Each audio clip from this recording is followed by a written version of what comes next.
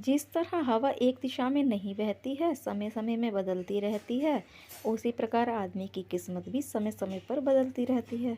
इसलिए समय खराब है तो परेशान ना हो, बस समय आने का इंतज़ार करें, क्योंकि समय ज़रूर बदलेगा।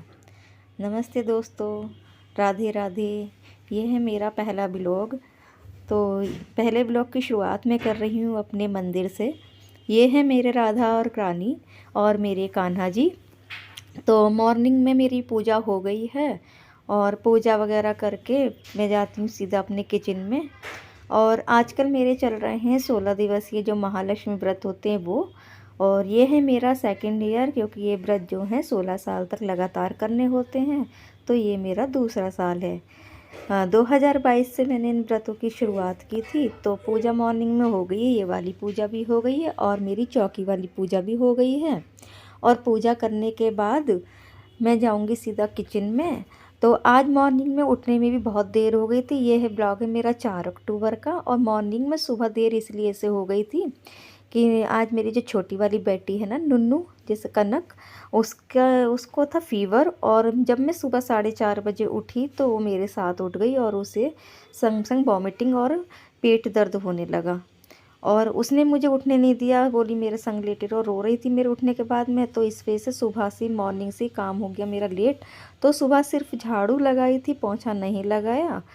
तो बस झाड़ू लगा के सिर्फ पूजा वाली एरिया में थोड़ा सा पोंछा लगा के अपनी पूजा वगैरह मैंने कर ली थी।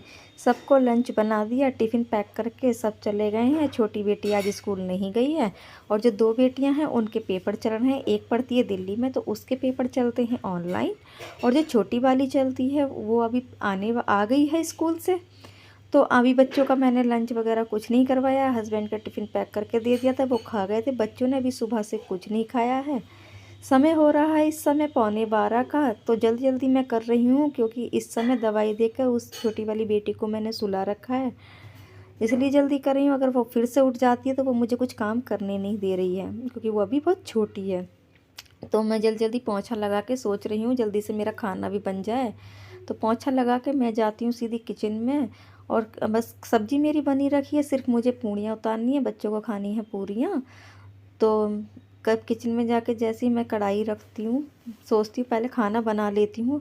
लेकिन देखो कढ़ाई मैंने रखी ही थी कि तुरंत ही ना कनक उठ गई है और मुझे कढ़ाई ऐसे ही छोड़ के जाना पड़ गया है बीच में। तो मॉर्निंग में अगर झाड़ू पोछा हो जाता है तो काम सही से हो जाता है। और क्या होता है ना, अगर सुबह ही लेट हो जाओ तो फिर पूरा दिन लेट ही लेट होता रहता है। तो पूरा घर मैंने अच्छे से क्लीन कर दिया है। क्लीन करने के बाद में मैं आ गई हूँ और देखो 11:15 बजने में है 5 मिनट का समय। और खाना बनाने के लिए मैं जैसे ही किचन में गई ना तो तुरंत ही वो ये उठ गई है। और इसे मैंने फिर इसका बुखार चेक करा तो इसको था 102 डिग्री बुखार। और इतना तेज़ था ना, तो फिर मैंने कढ़ाई बंद कर दी है गैस। पहले मैंने इसकी करी हैं गर्म ठंडे पानी से पट्टियाँ, ताकि इसका फ़ीवर थोड़ा हल्का हो जाए। और देखो इसका फ़ीवर हो रहा है तब भी इसकी शैतानी लगातार चालू है। शैतान बहुत ज़्यादा शैतान है। बुखार है तभी इतना देर लेटी है, वरना ये पूरे घर में इधर से उधर मचलती रहती है।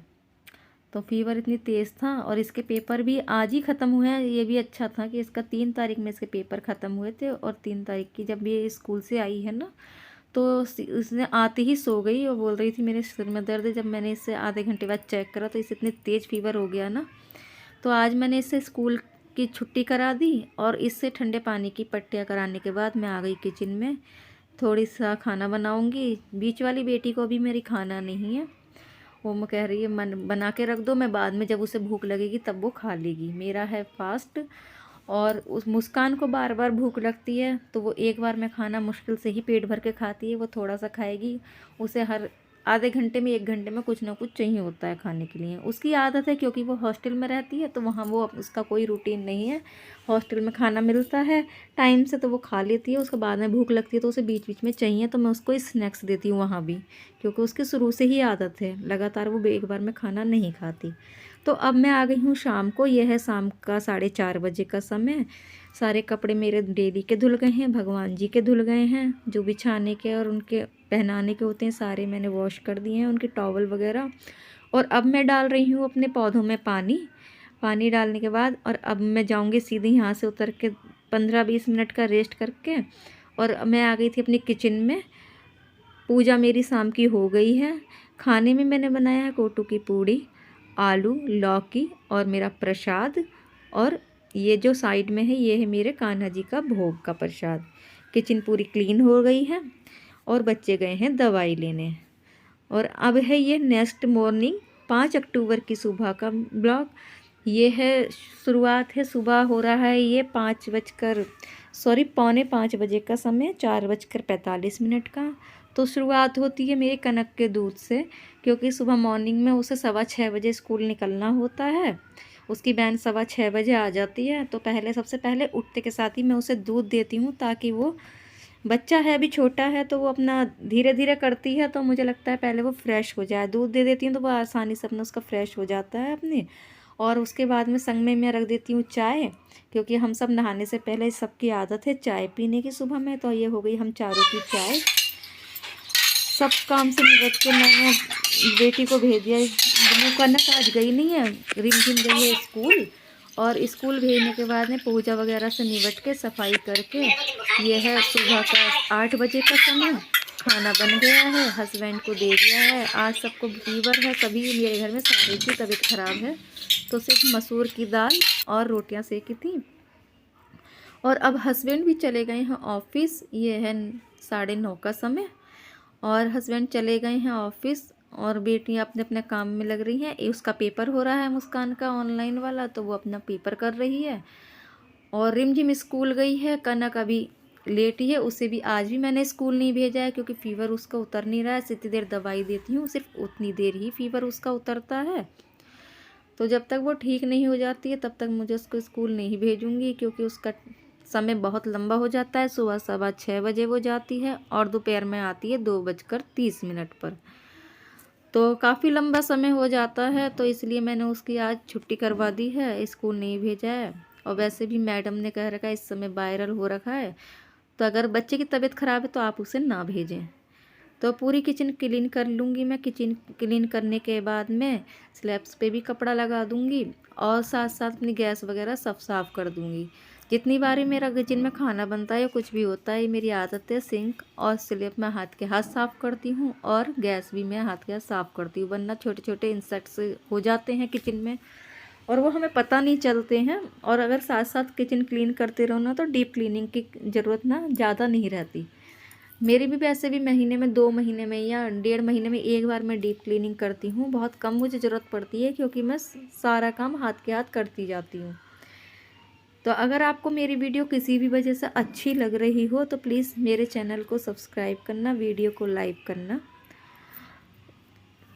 और आजकल जो है ना, थोड़ा बहुत दिवाली की भी मेरी तैयारियां चल रही हैं, क्योंकि दीपावली हुई, करवा चौथ हुआ, ये सारे त्यौहार नज़दीक ही हैं। तो मैं धीरे धीरे कर रही हूँ, क्योंकि बच्चों के पेपर भी साथ हैं। अगर एक साथ करूँगी तो उनकी पढ़ाई भी डिस्टर्ब होगी और मेरी भी तबीयत ख़राब हो जाएगी।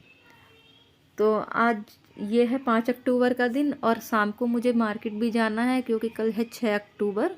तो मुझे अपने करनी है उद्यापन की तैयारी। जो 16 दिन का मेरा महालक्ष्मी का व्रत है, उसके उद्यापन की मुझे सामान लेने जाना है। तो इसलिए मैं सारा सुबह को करके, और दोपहर में मुझे कुछ सामान पेंट वगैरह करना है, जो मेरे कुछ स्टैंड्स वगैरह हैं उन्हें करूँगी। कनक आज सुबह नहाई नहीं थी, तो इसे मैं ले जा रही हूँ छत पे नहलाने के लिए। मैंने सुबह थोड़ा धूप में नहा लेगी, इसे फीवर है।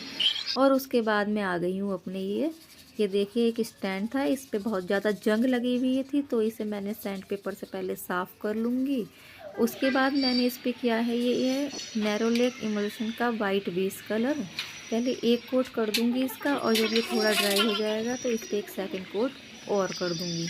और कलर होने के बाद में ना ये बहुत अच्छा लग रहा था, और बिना कलर के ऐसा लग रहा था कि रखूँ इसे या निकालूँ घर में से। लेकिन अब मैंने इसे कलर कर दिया है ना, तो बिल्कुल न्यू हो गया है ये। और ये मैंने मंगाया था नैरोलैक इमल्शन का वाइट बेस, आधा किलो का डिब्बा था ये, 500 ग्राम का।